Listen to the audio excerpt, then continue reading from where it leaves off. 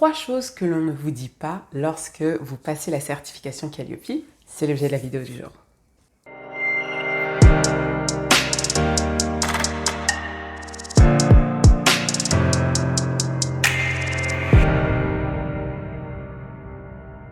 Bonjour à tous, je me présente, je suis Alexandra Simon. J'accompagne les formateurs entrepreneurs à créer, développer et surtout pérenniser leur organisme de formation afin de vivre tout simplement de leur passion. Aujourd'hui, sujet très important quand on veut développer son organisme de formation, c'est la certification Calliope. Du coup, je fais cette vidéo un petit peu pour vous partager 3 éléments que vous devez savoir avant de passer votre audit Calliope. La première chose, c'est de bien choisir votre organisme certificateur.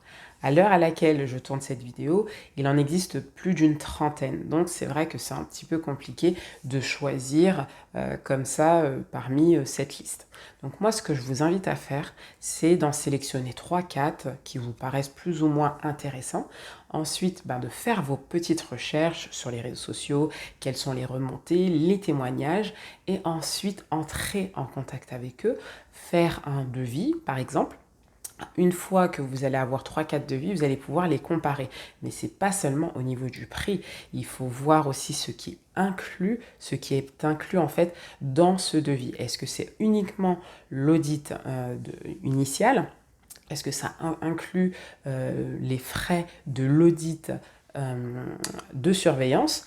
Donc c'est vraiment des choses qu'il faut prendre en compte et aussi les frais de déplacement de l'auditeur. Une fois que vous avez déjà fait ce premier tri, rentrez en contact avec eux. Comme ça, vous allez voir si en termes de valeur, est-ce que ça correspond plus ou moins à ce que vous recherchez, parce que vous allez quand même vous engager sur 3 ans. Alors oui, si vous n'êtes pas content ou si vous n'êtes pas satisfait de la prestation, vous pourrez très bien changer par la suite d'organisme certificateur. Néanmoins, il faut bien regarder les clauses d'annulation, de transfert, etc. Personnellement, je mets un point hyper important sur le relationnel, la qualité de contact avec l'organisme certificateur, parce que mine de rien, moi j'ai pas envie de travailler avec des organismes certificateurs qui sont là juste pour un petit peu faire de l'argent. L'idée c'est c'est vraiment d'aller plus loin et de rechercher ce point de contact essentiel et important pour l'organisme de formation.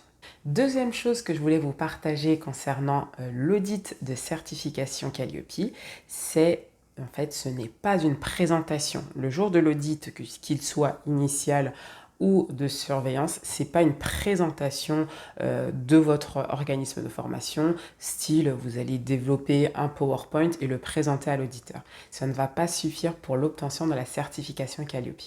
Par contre, ce qui va être intéressant, c'est de regrouper tous vos éléments de preuve dans un seul endroit. Pourquoi ? Parce que ça va vous éviter le jour de l'audit d'aller chercher un peu à gauche et à droite et de vous perdre un peu dans les éléments et de ne pas être attentif à ce que l'auditeur va vous présenter ou va vous demander pour montrer que vous êtes en conformité pour chaque indicateur. Troisième élément qui revient assez souvent lorsqu'on me pose ces questions, du coup je préférais vous le dire dans la vidéo, c'est est-ce que je peux passer l'audit Calliope même si je n'ai pas encore eu en fait de stagiaire dans mon organisme? La réponse est oui. L'audit en fait de certification Calliope, du moins l'audit initial, eh bien il est en place pour que en fait on va vérifier les procédures que vous avez mis en place, donc les processus également que vous avez mis en place pour accueillir vos futurs stagiaires. Même si vous n'avez pas eu encore de stagiaire, vous pouvez bien évidemment passer votre audit initial de certification Calliope.